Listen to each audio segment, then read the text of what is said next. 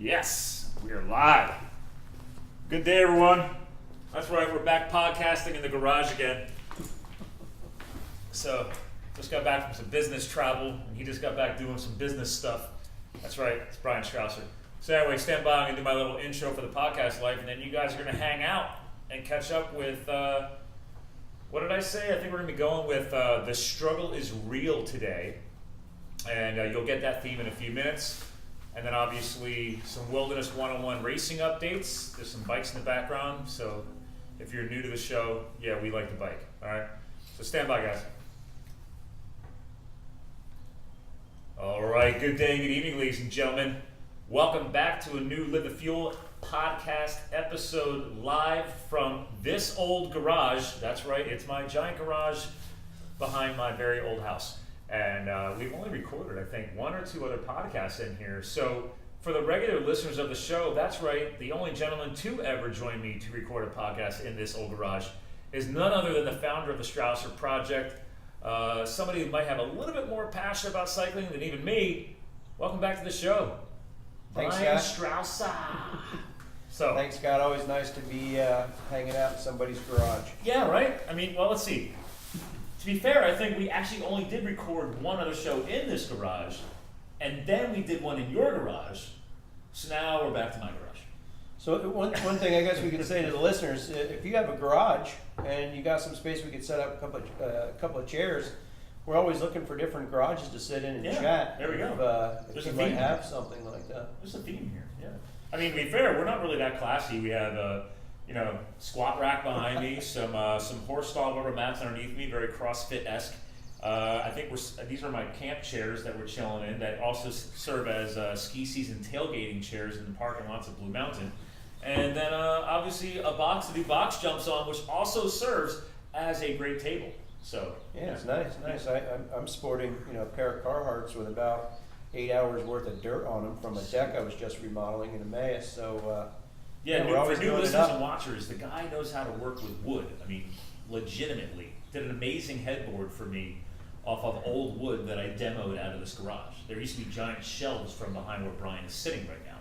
So, and you gave them new life. I love my wood. That's absolutely Can you take true. it so many ways? I went there. I was traveling in New Jersey today, so yeah, I already have that Jersey mind. I don't know. Yeah. Is that safe to say, Jersey mind? I don't know. I don't always know. consider Jersey to not have much of a mind, but I was born there, so. Oh man. Yeah, so you were rocking and rolling on some custom deck work today, weren't you? yeah, I had a couple of this summer's been insanity. The last couple kind of got increasingly busier, and just having people that I worked with over time. Now I haven't looked for a job, and I can't tell you when for all my side work and different things I got going on, because I have so many people now that I've built up over the years that I really just stick with the callbacks. People come, it's like every year I did something the year previously, we might have worked on their deck, and then this year they want to put a new door on the back You know, of the house or something. it kind of feels like, from what you're telling me all these updates, because we chat when we're not podcasting too. So, but admittedly, we used to try and work a podcast in to catch up in like the maximum potency of it. But you seem like you've always had the side hustle, right? But obviously now you've realized it's even better to amplify the side hustle because you're really seeing the cash flow benefits, which I love it from the entrepreneurial spirit that we like to talk about on this show too. But it also seems though these people that have known you for a long time, like you said you've had on the list, I almost feel like they've been like waiting to do projects until you made time for this again, and now all of a sudden everybody said, "Oh, Brian's back and he's full motion, so let's go ahead and just dump all this on him." Yeah, a lot of that tends to be the case. I was out because of my knee issues for probably 2 years or so. I was out a little bit before that because of my daughter. I just was working all the time, and it was just getting to the point that I wasn't being the dad that I wanted to be and spending the time with her and seeing what was going on from day to day. That I took a big break and did very few things in the first couple of years. Now we're in a better place as far as, every day is not quite as amazing as the next. Now she's a little bit older, but I still, one of the best things I think I got ironed out now finally is the happy mix to get my work done, do a lot of different stuff, but spend tons of time with the family. But yeah, I've been insanely busy to say the least. Well, I love the fact that for newer listeners of the show, like he just dropped in another big powerful nugget. Is this man has definitely grown, and I've only known you for a few years since running chainsaws at a mountain biking park, but you do epitomize the power of fatherhood, and you do really like to embody the importance of that balance. So I respect that, because that's come up in many different ways over our conversations, and you never hesitate to remind us of that lifestyle balance. Yeah, I truly live for it. Like I really live for my kids, and wanted to be a dad since I was a kid, and I just don't want to miss any of those moments, especially with watching that little girl grow up. Every day is pretty cool. Right now she's in soccer. She loves soccer, so I missed the first day, and then it was because I was working. 4 years old. That's right, yeah, 4, yeah. You kick the ball around at 4. So yeah, a lot of things start happening at 4.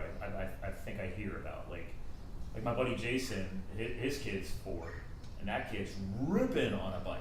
I mean, holy crap! No training wheels, nothing, just crushing it on a bike now. So. Yeah, we got her a nice new. She's got a big girl bike, as we call it. She loves to ride. And we do everything. Every weekend, I try to do what we call Adventure Day. We'll pick a day in the weekend, and we'll go all over the place. I try to hit every activity you could possibly do. One of the most recent things we did was went up to the town that's basically, it's like a ghost town, called Centralia, and it basically has a... Is that the one with the coal mine or ground burner? Yeah, it's been like burning forever. And people have painted like artwork all over the old roads, right? Yeah, so we went to what's called the Graffiti Highway. It wasn't, that itself wasn't that amazing. I had a friend of mine ask me, was it worth taking her family there? Was it fun? Like, was it a cool experience or whatever? And I said, well, it's a road covered in spray paint. I said, so as far as fun, I go with my daughter. I started, a week prior talking about, next weekend maybe we'll go to you want to go to a ghost town? And she's like, what? What's a ghost town? Then I show her pictures and all this stuff and kind of build it up. Then we went to Lowe's on the way there. She picked out her own paint color, and so we could go out and paint the ground like everybody did. Is that the theme now? I mean, obviously, for people who don't know about this town, I don't even know, you now know more because I've never been there, but I know obviously years ago a coal fire erupted underground in the coal mines, and they never put it out. And over the years, it just degraded everything in that area, and then people just needed to move out because it was poisonous gases and everything else, right? Yeah, and they couldn't make everyone move. The awkward thing about going in there is you can see all the crossroads. Like if you look at the old pictures, it's really amazing what used to be there. It used to be a pretty nice sized, semi-thriving town. Mm-hmm. And now, and I don't know if many people know, but the show Silent Hill, which I don't watch much TV, but the show on TV is actually about that town. And that church that's there is actually is still there. There's a beautiful, well-maintained, gorgeous church at the top of the hill. And then everything else is pretty much gone. Do people still go back there and maintain the church? Oh God, yeah. It looks like it was built yesterday. It's been there for years and years and years. So you can go up and look at that, and there's just a couple of people that refuse to move. So it's just nothing but trees and weeds and run down roads. Kind of neat to. Well, Mother Nature will take over if you don't maintain it. Yeah, right? and basically it's like a 4-wheeler and motorcycle, dirt bike haven up there now. Yeah. That's pretty much. But is it not dangerous then? I mean, because here's my thing. My history of coal mine fires underground they're worried about obviously the earth giving way or cracking or sinkholes, stuff like that. Is that still a high risk in that area? I don't know that it would be a high risk, but I know there's a highway that goes through there, and they run cars through there all the time, but it's always a risk. You never know what the heck's going on underground. Signs up there and like that road, that piece of the highway that they shut down and that people spray painted on, it's got heaves in it 3 feet tall, and then it's got gaps that opened up maybe 2 feet wide and 2 feet deep. From the heat, right? Yeah, from everything going on underneath. So, I guess you could never truly know what was going on. Well, so do you still see visible smoke, fire, heat, any kind of temperature fluctuations, anything like that? Growing up, I did when we go through there years ago when I was a kid. But when we were there the other day, I didn't see any smoke anymore. Okay. And I used to see it all over the place, like in different areas, just coming out of nowhere. Yeah. Different areas. Well, it's funny because the theme of this show, we don't normally have it. It's like with everything you're going on, we're going to get into today, and even me, it's the theme of the air quote here for the video is the struggle is real, right? And I'm just trying to imagine the struggle of people of that town trying to keep that community together when all that started going down. And then obviously year after year after year, people just eventually realized we gotta get the hell out of Dodge. But there's still a few people who just never left. Like they just say, hey, we're here to stay. They just refused. It was their home. You know, it's Well, how far where away they is the grew up, where closest they town? raised their kids. The next closest town, how far away? The towns that you go through aren't real big towns to begin with, but it's a couple miles. It's not So it's real pretty awful remote. far. It's pretty remote. Yeah, it's pretty remote up there. Okay. And like you call it a ghost town, but like are most of the buildings still standing? Have some of them started No, falling it's down? mostly weeds and trees. The ones that are standing, people are living in. Everything else is pretty much gone. Oh, holy crap. Well, It's- do you remember the year when they closed that town? I don't. It was I mean, a obviously while. when you were a kid, right? Yeah, so I don't know how old I was born in '74, so if I had been So 10, sometime in the 80 80s. for somewhere around I would say somewhere around the early '80s maybe. And now we're in 2019, so that's like, that's 30 plus years ago. Wow. Yeah. Well, hey, let's go with the struggle is real, right? So you and I decided to sit down today because one, we were just geeking out about GoPros before we hit record today. So yeah, that's basically the basically required accessory of any real adrenaline junkie, and I've been slacking because I finally got around to getting mine after our ski wedding. But I did borrow a friend's GoPro for the ski wedding because I could not miss out on getting footage. So, but now I'm like, okay, now that gave me an excuse to help me figure out exactly which model. Which, by the way, for anybody listening to this, quick GoPro hacks. If you're shopping for a GoPro, do not buy the Hero 7 White, do not buy the Hero 7 Silver, go right for the Hero 7 Black, and my biggest reasoning is you can swap the batteries, and the Hero 7 Black has the new motion, basically anti-vibration sensory software in it, so you can just shake the crap out of it, and you got a beautiful still image. I borrowed a Hero 7 Silver for the wedding trip, and it did not have interchangeable batteries. And I was like, oh, because I used an old one from years ago, and I just thought all GoPros swap batteries. Well, apparently they changed that. Yeah. I mean, now you getting into the GoPros again, did you do all that research like I did, or like? I did. I basically just with- talked to you. See, there you go. Why waste time when you know somebody else is Yeah, already? you just go to the probably geeked last out too guy much? that did geek out on it. The one thing I gotta touch on that you just said that kind of cracks me up here. This is why me and Scott get along so well, because I don't even know how to put this into words, but the how much he didn't make sense there makes perfect sense to me in the way that if my wife heard me say, like the must-have, item for a adrenaline junkie is a GoPro, that makes perfect sense to me. And as soon as my sister actually, who does a lot of like mission trips and stuff to Africa, she wanted one to be able to record some of her life Yeah, which adventures. I thought and was things. super cool. I never knew that until you told me that last week. Yeah, a lot of neat stuff she's done. She actually went to live over there for a while, but unfortunately the place that she was staying in ended up being what you wish it wouldn't be, where there was money situations and not using it for the right stuff, and it just wasn't for the right reason. So she Yeah. couldn't be a part of that, and ended up coming home. That's a shame. Which, in hindsight, was great because her daughter now has a little boy, so she's a grandmother, which is awesome. She got to experience and be there for Wait, all how that. old is your sister? Oh, a couple years older than you? 11 years older than me, so Oh, 40, 11, okay. yeah, 50 or 45, 56 Yeah, ish, still. somewhere around there. I mean, that's young to be a grandma. So Yep. good for her. So, and the fact that I was already talking about it or thinking about it because of my little girl and all the crazy stuff that we do.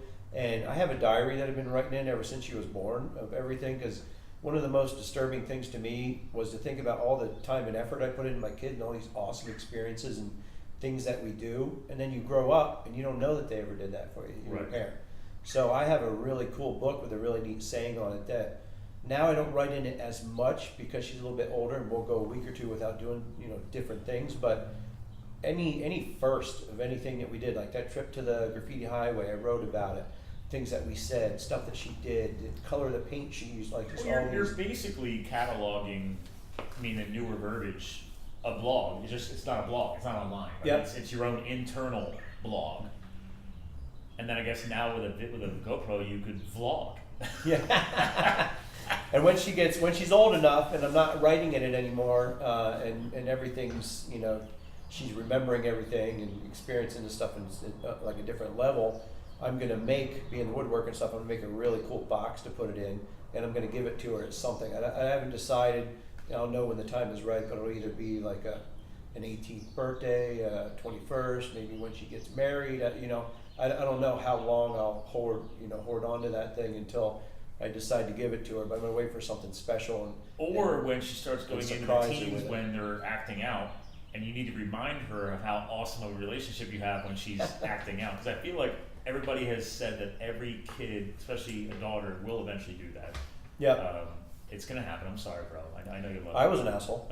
Yeah, I mean, I never was. I mean, I know Yeah, nowadays. there's nowadays a whole bunch it's a of gray hairs my parents got came from me. Yeah, I mean, nowadays it's a big faux pas. But I mean, I was such an asshole. Every once in a while, I got the belt. I got a yard. That's funny because we always had the wooden spoon, and one of the things that I guess being the youngest, I don't know, they're all over all that at that point. And I don't even know. My mom used to smack the shit out of me just being nutty, but that was more like a swarm of bees. Mm-hmm. But my dad, I always had a lot of respect for my dad. Still have a lot of respect for my dad.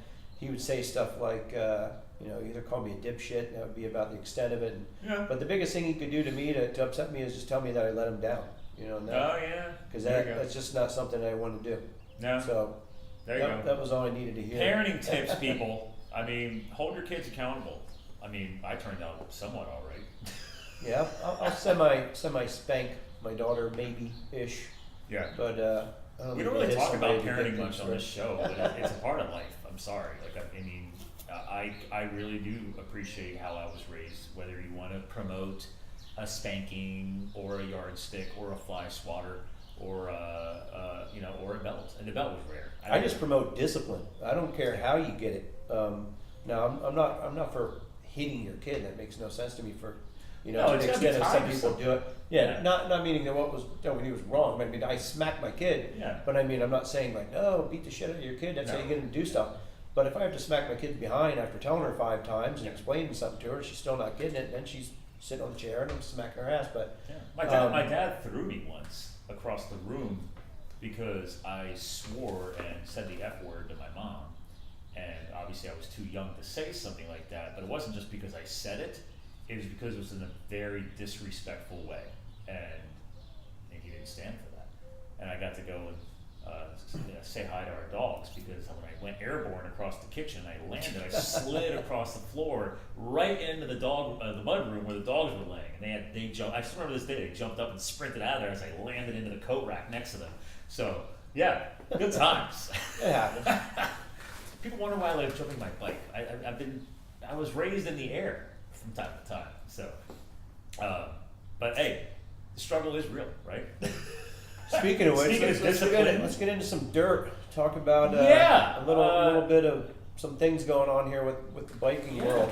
And which, by the way, we are surrounded by bikes, and my bike stand, you guys can't see it off the screen here, but literally the tripod is set up right in front of my maintenance stand because I was moving around the workmanship area. But Brian, man, you went and tried to tackle a little race to train for the race. Correct. Is that not right? It was an eye-opening experience. And it did not go the way you wanted it, is what I can tell. Correct. Okay, so let's dive in. What was the race? It was Bakers. The Leesburg Bakers Dozen. It's a There you go. 13-hour event in Leesburg, Virginia. Went there with a friend of mine that I work with. Got him into riding again. He rode a lot before he came to work with us, but since being there, his work area is about 2 work areas for me, and it only took about 2 months maybe. I think he's bought 3 bikes, work stand, and You brought new this up on our camping last gear, and episode. like all sorts of stuff. Yeah. So That was a great story, by the way, in the last episode you were on, because you talked about how it was a perfect embodiment of how we surround ourselves with the right people, right? And we help create positive influence on others. So even if you're not riding at your tip-top shape, that's already a great success story. correct. Yeah. And I've always ever done this stuff to have fun. I've never done this stuff I've never been competitive, both mentally or physically, in the way that I'm trying to beat someone outside of just trying to better myself. I was always the bigger guy my entire life. I was an extremely bigger guy at one point. Lost a ton of weight, ran marathons, did all sorts of crazy stuff, adventure races and things. When I got into my biking, which was before all that, the biking was just to become healthier. And it was something I loved ever since I was a little kid. And I did some cross-country stuff. A lot of those guys are lean, mean fighting machines, super fast, and it's a short race. So I was ending up riding less racing than I was if I'd just be out with my friends on the weekends. So then I went into endurance events because I love to torture myself. Like I truly enjoy finding out what I'm made of, not compared to what they're made of or somebody else, but just setting some points and trying to better myself the next time. I've done the Leesburg race twice that I would say I actually showed up and raced like a human being. Am I ever fully prepared? I would say with my work history and the way I handle myself, my work, I get pretty obsessed with some of these things and I work a lot. And then my family is such a high priority, I tend to put myself on the back burner a lot, my fun. And a lot of times my fun is with my kids or my wife or whatever, it's just not to the level of quote unquote training. And the first couple of times I did Leesburg Bakers Dozen, I did it on fully rigid single speeds too. So the 1 year I did. Real quick, for the newer listeners who don't have the obsession about mountain biking, please define fully rigid single. Fully rigid single speed, the actual bikes were called a Kona unit. It's an all steel bike, has no suspension in the front, no suspension in the rear, and it's got one gear. So I'm going to jump off mic and do a visual for the video feed. So very scaled back, kind of like a BMX bike for adults. And at the time, although I've always had knee issues, they're not nearly what they became through my running and all the other stuff going on. But to me, it was just me against the mountain type of thing, and that's why I like those kind of bikes. Now I ride a full suspension similar to this is a Cannondale Scalpel. Full suspension. I ride a Pivot Mach 429 Trail, and it's like the Cadillac DeVille of mountain bikes. It's so cushy compared to what I used to ride that it allowed me just to do more and still try to get out and do some of the things I was trying to do in the past. But going this year, I didn't have enough time to prepare. Well, I had enough time days-wise, but my work had gotten so out of control, and we got a lot of things going on at home and stuff with my wife's work and having 3 kids and whatever, so you're forever chasing the almighty dollar. And I just was working enough and working too much and not riding enough. And my knee problem is continuing to worsen. So as I got to the event and started out, I was shooting for, I didn't even have a number in my head, but I ended up only doing, I think it was 2 laps. The weather was actually great, can't complain about the weather. My bike was, I'm the one that works on my bike, it was fully tuned and ready to go. My hips locked up, I was getting an awkward pain in my hips, and it wasn't so much even in my knees. I wouldn't even say my knees, quote, shot me down. My hips were cramping up and I couldn't even pedal my damn bike. But it literally got to the point where I was just going to leave myself sitting out there. I was going to really end up hurting myself. And unfortunately, at this point, I'm not the 20-year-old kid living out of my car, driving around a little Pontiac Vibe, and I slept in the darn thing and everything else, going to these mountain bike events. Now I got a lot more stuff on my shoulders to deal with, so I ended up, just to be safe, pulling the plug, which I would say is probably the first time I ever pulled the plug on anything that I went out to do. Well, let's be real. I mean, are you really necessarily? Okay, again, yes. Some people looking at it, you're pulling the plug, right? But is it for intelligence, or is it for just being like? If you didn't pull the plug, there could have been some stubbornness tied to that, which we both have, and then other things could happen in a more negative way, right? Yeah, correct. Like your knees are pretty beat up. I've known about it, but I had no idea it reaches to those points of severity. Yeah, I just recently went to Pottstown again and got shots. I get this Synovisc or something it's called, basically lubrication for my joint. Actually, the past couple of times it was a lot more helpful. Yeah. This time I also questioned whether I did it too soon, because there's kind of like, it was the week prior, which I thought would be plenty early enough, and I thought it would actually be a good time to do it. But I'm thinking that could have also been a bit of a problem, because the biggest confusion to me was I was going up really early on the weekends to a place like Jim Thorpe, parking and riding, I forget, 40 or 50 miles or something one day, ripping around the woods and climbing Flagstaff Mountain, which is Yeah. crazy steep.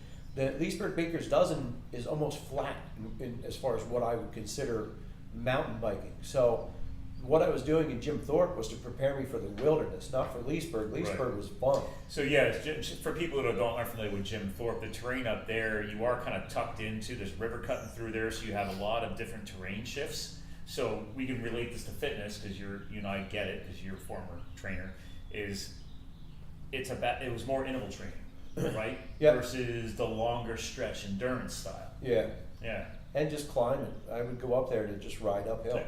It's the only place that has really long uphill, so you can ride the switchback, it's called. And then there's this place called Flagstaff Mountain up by Malchunk Lake, and it's just a lot of climbing. Yeah. In the past, I've gone up there, and this is what I'm talking about, enjoying the torture myself. There's nothing fun. I used to go up there years ago. There used to be a Jim Thorpe mountain bike weekend. Okay. And it was like a 4-day event. It was awesome. And one of the big rides that we used to do, you'd have to go up Flagstaff Mountain to get to the actual beginning of the trails, which eventually ended up coming down through the woods, and you end up back close to camp. But there's nobody in their right mind that ever enjoyed climbing up that mountain. So when I would prepare for things in the past, I'd go up, park my car, Malchunk Lake, just go down to that hill, and I'd just ride up it to the top, and then I'd roll back down. Then I'd ride back up it, and then I'd roll back down. And then I think I did it 3 times in a row. It was the most ever. And if you see this hill, it's one of those ones you see such a distance, and you're like, oh my God. And once you get there, it hangs about 30 degrees to your right, and you see the whole thing again. And once you get there, it hangs about 30 degrees to the left, and you see the whole thing again. Yeah. And then you're finally cresting. So it's over bigger the top. than what you realize. Yeah, it's horrible. And I love it. Yeah. Nice. Yeah, so I was bummed. So I came back. I've been getting slack since the day I signed up for the wilderness for my wife, just because she knows me better than I do, I think, as funny as that is. But she knows that she runs. She's done half marathons and stuff. She saw me training in the past for a lot of other events when I was doing this stuff more often. I didn't have the knee issue as much in the way. And she basically, over time, not that she's not super supportive of me and my nuttiness, but she was always telling me, no, you just don't have time. You know, your schedule's too crazy. You work too much. You got too much with the kids. We got soccer, baseball, you know, all this different dance class, one thing after the next. And I want to beat all that. You know, some people want to be on their bikes and push that stuff to the side and let their wives deal with all of it. But I want to be at all that. So I ended up, she was right, I hate to say it, but I just wasn't getting out riding as much as I should. Yeah, but I'm not either. But then again, I don't have your knee injuries. So, Yeah. Like, it's funny you and I are talking about this right now, because again, theme of the show, this one is kind of going with the struggle is real. It's like, he and I are going to have different struggles. Like, I'm also I don't have the kid, and well, I now have a wife. So I do have that. But I don't have the kid. I get used to the ring thing. And, but I also work a lot, where I travel a lot. And I've realized, like, you know, I'm not ramping up my training like I normally would have by now. And granted, that Wilderness 101's not till the end of July. And we're recording this now in approaching the middle of May, or beginning of May, whatever. The point is I'm like, now because of what you just did, you reminded me, oh yeah, other years in the past, I would train for events leading up to events. So now I'm signing up for a couple of road biking events. It's not mountain, but it's time in the saddle. One of them goes up Hawk Mountain, so I'll get some hill training in, and they're usually like 60+ mile events, and that's hard to train for on a mountain bike, right? Yeah, I've been to the Wilderness 101 before, and I made it to the second rest stop, whatever, until I got pulled for time, and I think that was about 42 miles or something like that I'd done up there. And the majority of the beginning was I was just getting into the stuff that I'm good at, which is the tight, twisty single track and the more technical riding. Okay. Up until then, a good 35 miles of the beginning was a ton of gravel climbs. So road climbing and stuff like that. Yeah. Okay. Mostly. So you're teaching me something right now. I don't know anything about road climbs and stuff. Any climbing you can do is going to be good, because that's basically what you do. The whole thing's like one big climb, because you might climb for half an hour, 40 minutes to get to the top of something insane, and I don't care if it's twice as long downhill. It only takes you a third of the time. Yeah. You know, you go right down, and then you're climbing again. So basically, you're climbing all day is what it feels like. Okay. And I wouldn't say I was prepared the last time, and I still did 40 some miles. You know, that's where the mental comes in. I was super bummed when I got pulled, and I was still able to ride. I just wasn't keeping the pace. So there was going to come a time that technically, I don't know, could I have done it if they let me ride until the next afternoon sometime? Sure, probably, but you have to keep a certain time as a cutoff, kind of like an Ironman type of thing. But it is no joke. It is definitely something that you need to be prepared when you show up. And after Leesburg and having what happened, and just knowing my schedule, and this week I'm trying to get a million things done. Took off from my regular job. A lot of the stuff I do is my side job, side work stuff. Just trying to get a bunch of things going on. Got some health issues with my dad, which you're going with through your father as well. So I want to spend some time again, get back to my family life a little bit. It's not always about the almighty dollar. So it just was a smart decision to say, you know, this one just isn't for me. Yeah. Well, and so part of the update is I'm still signed up for it, and the only reason why I got signed up for it is because he was doing it. And then it popped into my head because for the newer listeners, back in January, I decided to collapse my left lung. That was a fun adventure. But I feel great now, so I'm rebuilding the fitness since then. And so I'm still going to do the race. I decided to do it not just because Brian was doing it, but it ended up being like a goal of mine. I'm like, I don't like being kept down, right? So like earlier in the episode, you dropped a key word of discipline, right? We were kind of joking around about it regarding our parenting, but that discipline carries through life in many different ways. And in this situation where it's like, okay, I need to be disciplined with my training. I have my old road bike in my office set up on a trainer right now, so when it is raining, I can spin my legs. So I'm putting the components into place.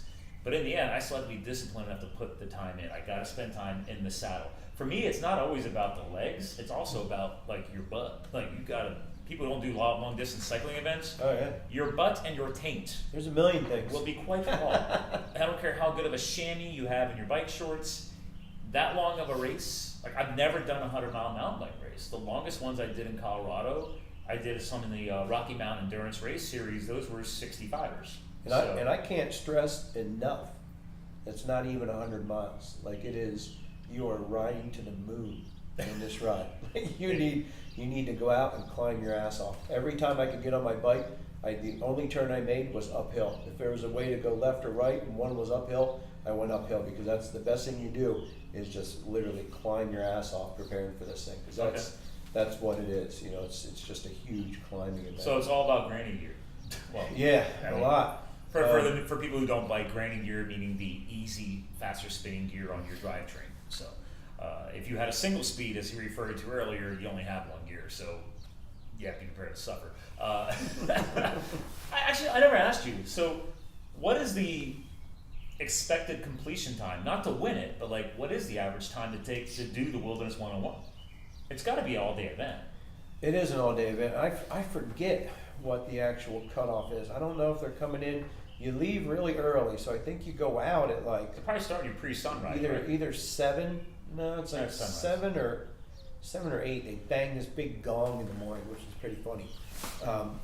Part of why I like racing mountain bikes is everybody does it's crazy. So like when all the people show up, like everybody's adrenaline junkie. There's not one boring human being at a 100-mile mountain bike endurance event. Like you're just walking around trying to see. You know, which guy's crazier than the next, and girls, because it's a special caliber. There's a ton of girls out there that handed my ass to me more than you could imagine. Oh yeah, like what is your girl? I was just like Celine. Yeah, that's she's a different level. One thing I love about Celine, I read something she wrote one time, and this is what's cool about her is she said it was a time in my life, you know, where her fitness was coming up. She's getting stronger. She's doing this, that, whatever. And she goes, you know, I thought I really had a chance like to be kind of as fast as the boys. And then it wasn't, it was like soon thereafter, she said to herself something like, I can be better than the boys. Nice. Yeah, she's hardcore. So when my little girl was just... How do you say her last name? Yeager? Yeager. Yeah, Celine Yeager, ladies and gentlemen. Bicycling Magazine. Follow her on Facebook. I mean, she's a wildcat. I mean, love it. I got to get her on the show. She's on the Paceline podcast also. Yeah. I listened to that. Yeah, they just aired another show. I saw her post that. We're going to get her on. It's just trying to match up schedules has been wonderful. Super, super cool person. She's met with me every time. When I had never run a half a mile. She sat down with me in a coffee shop because I've known her personally now for years, and you know, like the first question was, do I have a shot at this? Like, can I make this happen? And she's like, absolutely. And she gave me some tips. She met me for the Wilderness 101, and I was going over some different things. Gave me a really cool book, her book Climb, or The Climb, which is great. Read that. And is that her book? Did yeah. she write a book? Yeah, she wrote a ton of books, a bunch of fitness books. And okay. And I'm actually in a book with hers. Unfortunately, I'm not where I was at that point, but it was a book on fitness and losing weight and different stuff like that. She kind of interviewed me, and my name and everything's in, and then she gave me a copy, which was cool. That's cool. Of this book. But yeah, so I'm really at this point in the game, and it was funny, a little background too, my wife actually thanked me for basically making a smart decision. She knows how I am, you know, how I feel about this stuff. She knows how pissed off I am about my knees and dealing with this bullshit. You know, the doctors and everybody else under the sun tells you, like, you gotta, you know, change the way you live, basically, which is kind of like the way you are. I live according to, you know, how I want to live, you know, what I want to do. So I don't want to not do some of this stuff. Like, it's easy for people to say, like, oh, you know, it might be time to kind of give it a break, or maybe, you know, hang up the whatever, and like no offense, but like your mom. Fuck you. I mean, that's what I said. I'm not saying that was just bad timing. He was not saying that. Yeah, that wasn't when to my mom. I don't think I ever said the F word from my mom. No, that was not related to it was bad timing. But I will say, like, his mom loves him, but I've you know, we're friends now, and I see her commenting on your posts, and I know she's commenting because she loves you and she's concerned about you. We would never say that to her. Yeah, but really, like, it's, and again, I wish for everyone. I say this to my stepsons all the time. Like, I hope that they find something that they can be so passionate about and enjoy so much. You know, it's you can't put into words what it's like to do what I do and feel how I do about it. And to try to explain that to someone, you can't. So the way I do it, and what I do is I show people that. Like, I did that fun little thing where I had everybody guess how many miles I was going to do at the debacle at Leesburg. Well, the girl that won, she had been trying to get, she'd never been on a kayak. So I set up, you know, her and a friend and me, and I said, we're going to bring out the celebrity books, my daughter, and we're going to take her out somewhere and go paddling, and then we're going to go to this amazing ice cream place by Dr. Nixon everybody loves. Oh yeah, Wow Cow. So I gave her. Is that Wow Cow? Oh, Wow Cow. Oh, Wow yeah. Cow. Yeah. So basically, I gave her, you know, an adventure, and anything I got, like in my garage from the last podcast, there's very few outdoor items that I don't have, and I always offer it up to There's anyone. more space in this building, but he definitely has more gear. Like, I have a lot of gear, but he's got a lot of gear in a very tight location. I'm very impressed. So. And that's why I work so damn hard, because you know, growing up, very small town, my mom had a daycare in her house. My dad worked for Sears and Roebuck back when it was something, and you know, we had everything that we needed. Don't get me wrong. My parents bent over backwards to make sure I had, you know, I would say, more than what I needed, but I didn't have a lot. You know, I didn't have a lot of. I always wanted a motorcycle. Always wanted a four-wheeler. I talked about it my entire life. Never owned one. As soon as I got away, like, grew up and started making my own money, I've had 2 motorcycles. You know, now I got kayaks and this, that, whatever. And if the kids want to do something, you know, I figure out a way to make it happen, because it's just what makes me tick. You know, it's what I love to do. Well, it goes back to the GoPro, right? Which, again, full circle for that point he made earlier. Yeah, Kristen, new wife. Before we even got married, I told her I was going to get a GoPro for the wedding, and she's like, "You don't need a GoPro." And I was like, she's like, half your friends have GoPros, and they record shit, and then do nothing with the content. And I said, okay, but you do know that you're marrying the one guy who has no problem slapping content up everywhere.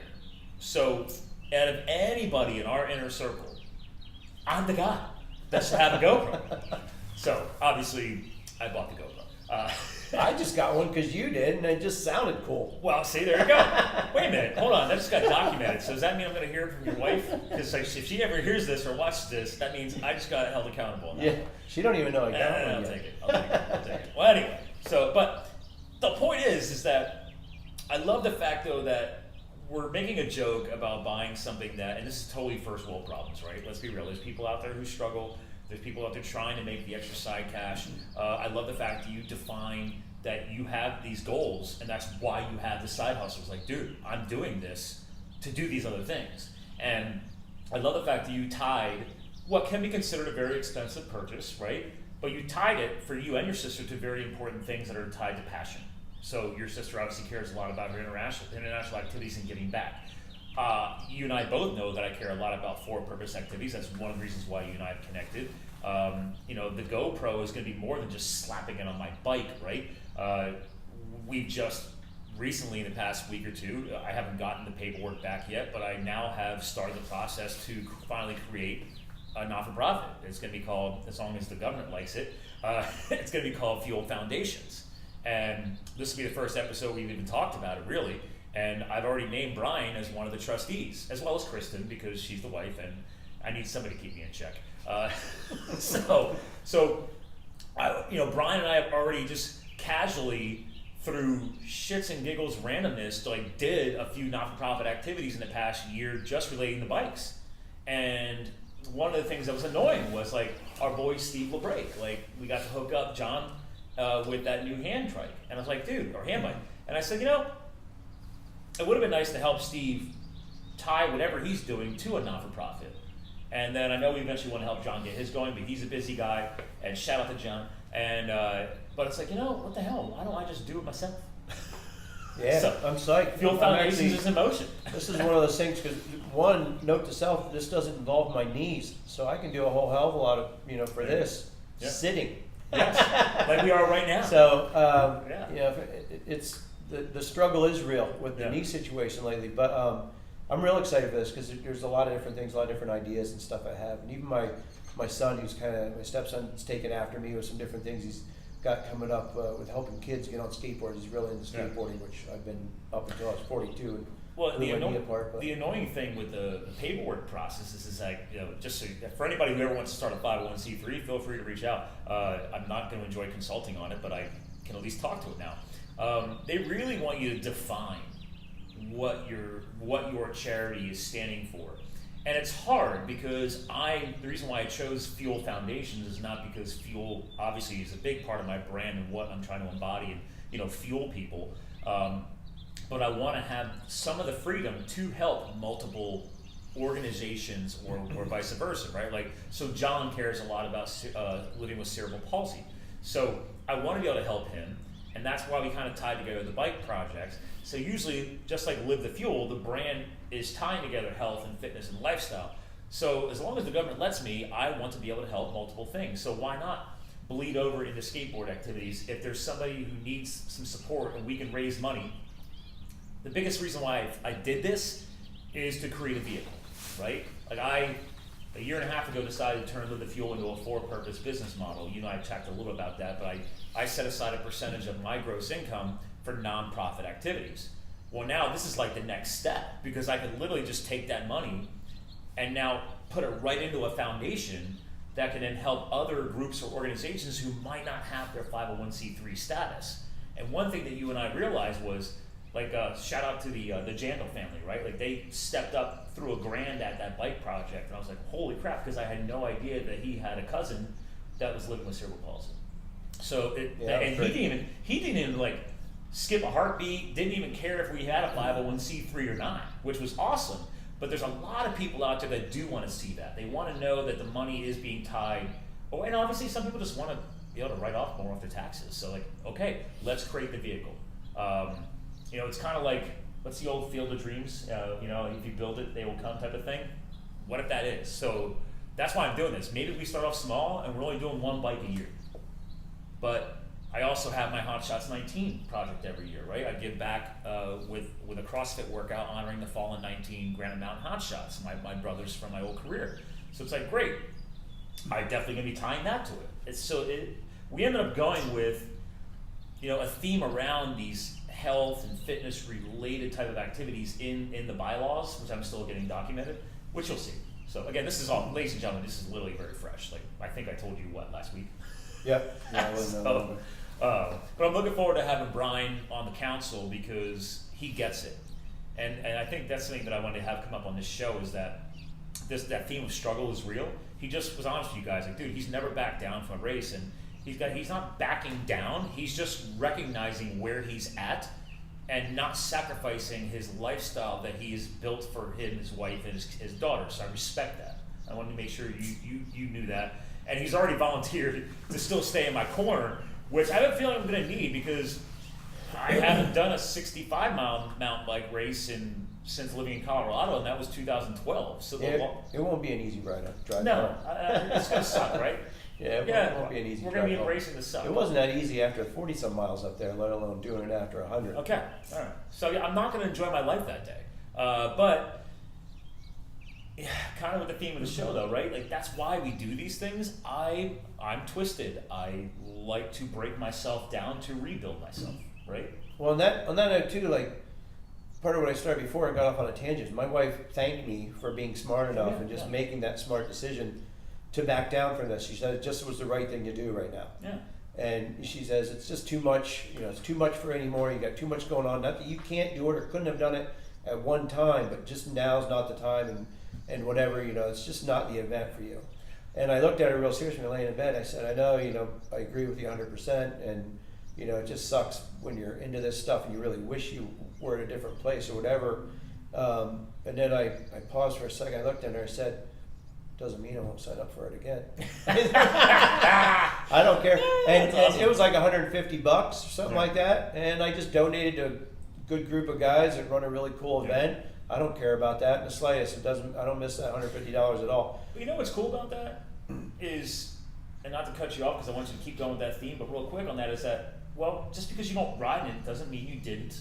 You're not a part of it, and like you're still going to be a part of it because now I've got a corner man.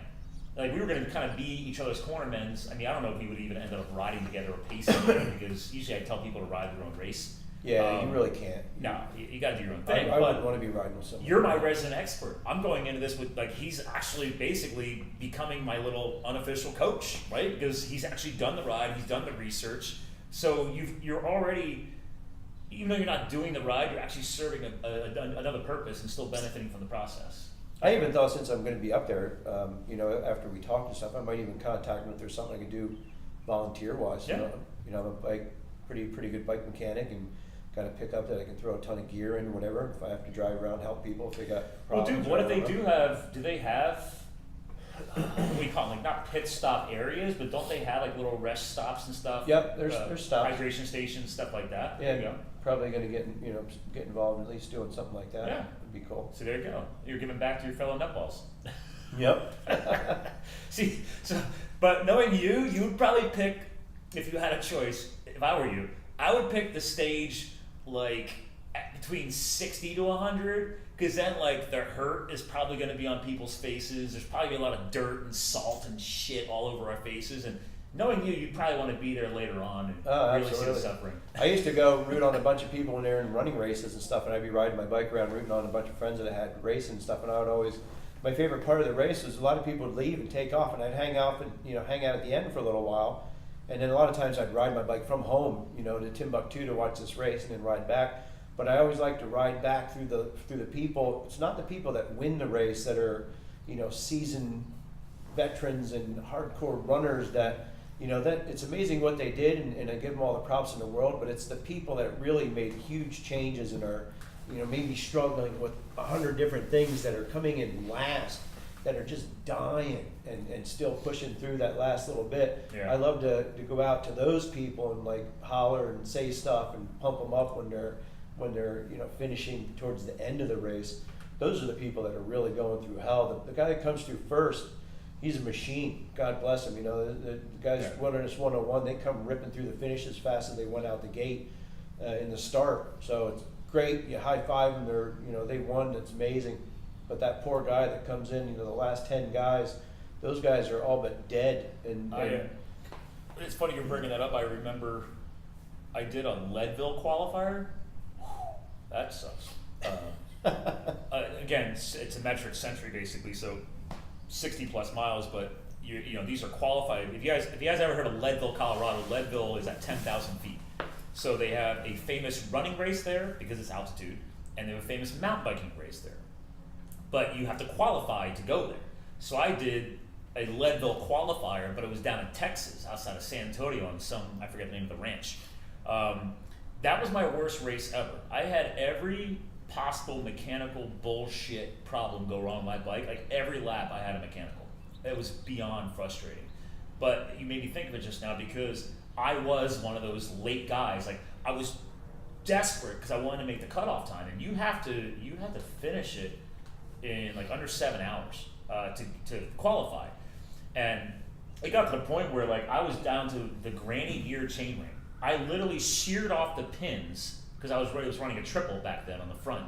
Talking gear spec, sorry guys, but I sheared off the triple and then zip tied where the pins popped off, and then made the middle ring last one more lap. Lost the middle lap. I was down to the granny, and so I had to shift the gears and tighten the chain just to keep it alive.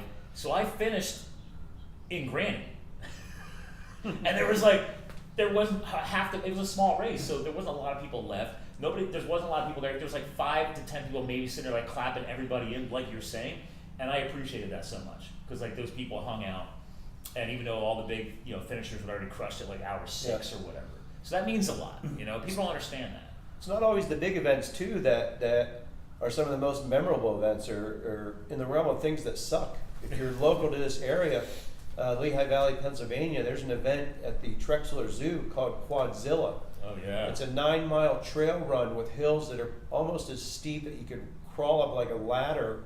I ran it with a GoPro headband on one year, so I videotaped the whole thing off my head. I did it twice. My wife, I think, has done it 3 times. She loves it, and it's so horrible you can't help but want to go do it again. Yeah. Again, it was you got to be a little mentally miswired. It was brutal. Yeah. I followed a guy at one point that I was running behind, and I kept pace with him because I thought I'm going to need to either resuscitate this guy or call for somebody because he was weaving back and forth in the trail, weaving, and I could tell something was wrong.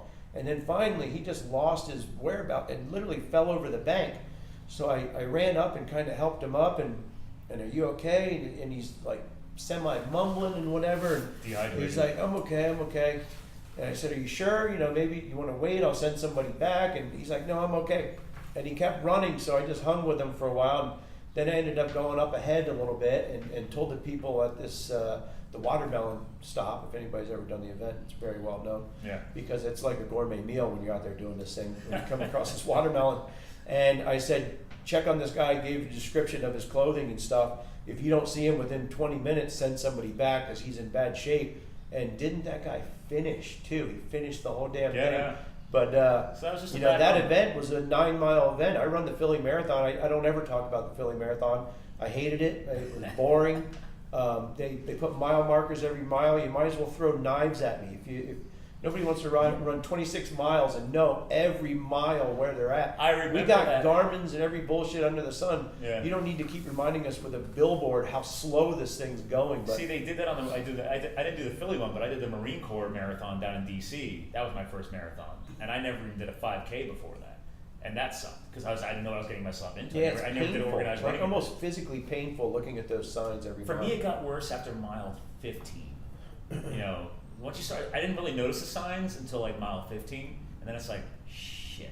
Well, that was 2009. So here, just so people understand, that was in 2009. 10 years, buddy. And I went 2 weeks prior to the marathon, and was getting an MRI, and had to go in and talk to my doctor and ask if I could even, because this time I was 100% ready. I had been training my ass off for this thing. And all my bike buddies were laughing their asses off that I spent so much time running and stuff.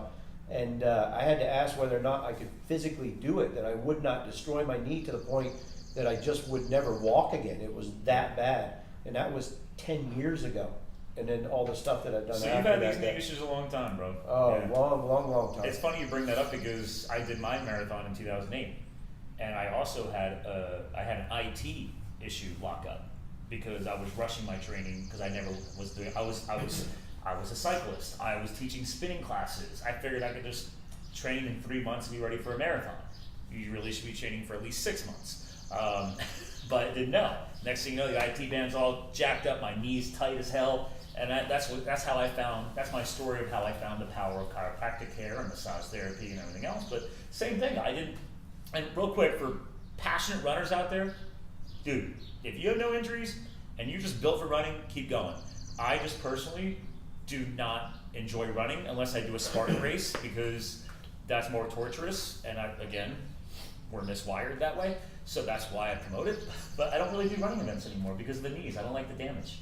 I lost a bet at the Leesburg Bakers Dozen. That's how I ended up starting running. And I wasn't running around the block. That was in April. So in April of 2009 to September, I ran the half marathon. In November, I ran the full. So it was just one summer from April to then that I actually did that whole thing. Yeah. Hey, it's 10 years later. But here's one beauty thing of this. I know, like, it sucks you might be bowing out of the Wilderness 101, but you're still going to be there. I'm excited. But also, look at the side benefit of this. This is something powerful, people listening and paying attention. Signing up for events, committing to an event, changes everything. It changes your mindset, it changes your training, right? Like, look at all the riding that you were able to add in this season that you otherwise probably wouldn't have done. Like, you were going up, like, pre-sunrise freaking rides. I was watching you on Facebook. So, yeah, as much as I could. You wouldn't have done that. Until this work insanity took over. But if you think about it, fitness-wise, even though your knees are bothering you, you're actually probably in a much better situation, right? Yeah, absolutely. Yeah. And as soon as I get through this week, I've devoted. I haven't been in the gym at all this week, but I was going a lot, the past, prior to. This week is devoted. My gym today was more deck boards than you could ever possibly imagine. But once I get through this week, I'm gonna get focused on getting more back in the gym and just doing my regular activities and stuff. But just reeling in the insanity for now until we see what goes on with my knee. It's just a matter of time. It's not an if, it's a when with my knee situation. And my outlook on that anymore is it's not right now. I've got a new guy that I've been dealing with that I actually have a lot of respect for. My niece worked there with him and knows him personally and whatever. And I feel like he's the guy to be messing around with this next time around. So God forbid something happens. It's just an opportunity for me to get it in better shape than it is now. To hopefully, work a little bit better, not cause so much pain and aching. I truly agree that these situations might suck, but what they're doing is they're an educational process, right? You're gaining something new out of this to take away, and that's what I truly believe. Like, it might suck right now, but with new therapy or a new professional looking at you, working on you, and you rebuilding, I truly believe that, you may not be signing up for another Wilderness 101, maybe you will just to give them money, but you're going to come out of this with even more knowledge or in a better situation with the right amount of healing. So instead of just tearing yourself apart. Yeah, absolutely. Yeah. And again, your big picture is your daughter and your wife. So it's like, okay, what's better? You on crutches or you going out and still being able to do fun rides, with your family? Yep, kayaking, hiking, all sorts of stuff. So, well, listen, we've already banged down an hour. This is very easy for us. This is what we do. We hang out in garages. We hang out in garages and we have the gift of gab. I mean, what's better in life? I don't know.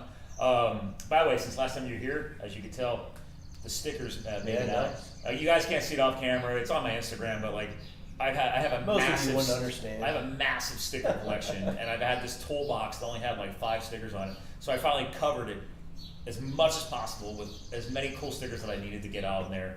And then I still have probably another 150 stickers that I still have to. I might have to go get a garage fridge just so I can cover that with stickers. But it's a whole different podcast, ladies and gentlemen. I have a garage fridge because unfortunately one of my other problems is my love for craft beer. There you go. That does not help. Great IPA. That does not help with knee recovery due to inflammatory responses. But Brian already knows that. Anyway, well, listen, Brian, guest co-host, my friend. We've definitely hit on many different ways today to define what the struggle is really means, right? We talked about it from a biking standpoint.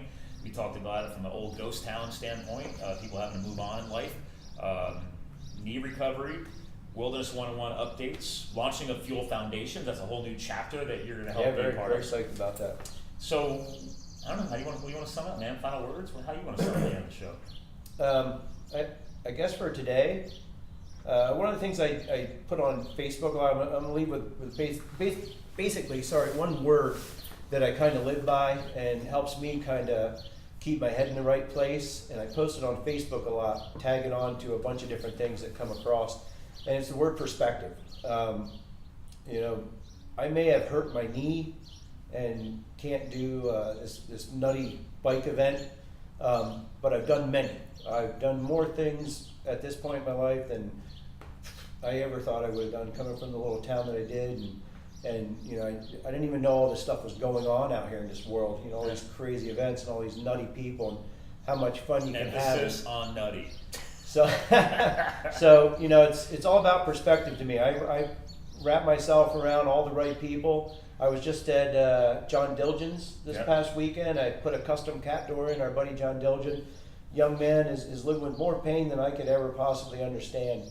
And to sit there and bitch about the fact that my knee hurts and I got to walk a little bit weird or whatever, you know, it just doesn't seem right to me. So I just try to keep my head in the right place and like you said before, adjust the sails and keep doing what I do, just tweak it in the way that's necessary. Yeah. I just tell everybody to keep a good perspective on what you got. So many people, again, I think I ended something similar before, but so many people are so upset about some of the most trivial bullshit in their life and sit around just making it miserable for their spouses, for their kids, and don't even have a grasp on what they truly have. So I try to live by knowing what I got. I'm an extremely happy man. I show that gratitude all the time.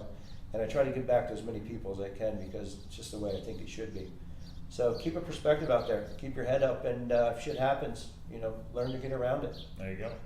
Well, there you go, ladies and gentlemen.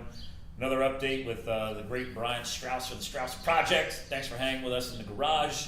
And actually, since we did a couple of name drops today, if you guys have hung with us this long, go on livethefuel.com, use my little search tool on there, and look up Dilgen, Dilgen, for John Dilgen, who we just brought up from Staten Island, New York. His story is powerful. There's a couple of podcasts that are heavily keyworded about him over the past year or two.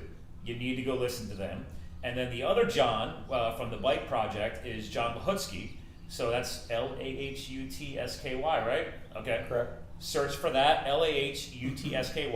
I'll make sure we get the stuff linked in the show notes on the website too, so you can just go to livethefuel.com on this episode. We'll have those past episodes linked in there because their stories are powerful. And if you're looking for some inspiration or for some people outside of Brian and I to get you to think outside the box and get you moving on some of your own, you know, for-purpose ideas or to help shift your perspective, holy crap. Those John's stories are amazing. So anyway, thanks for hanging with us, guys. Again, we talk about all the time. We're here to fuel your health, business, and lifestyle. Brian shared some powerful words with us today. So keep in touch on the Wilderness 101 project. The race is coming up in July. My training continues. He's now going to be basically my coach in the corner, guys. So thanks for hanging. We'll talk to you guys again soon. Remember, you too can live the fuel. Thanks a lot, Scott. Yep. That's it for the pod, people. Thanks for hanging on the video life. Thanks for hanging in the garage. I'm going to shut this down. Later.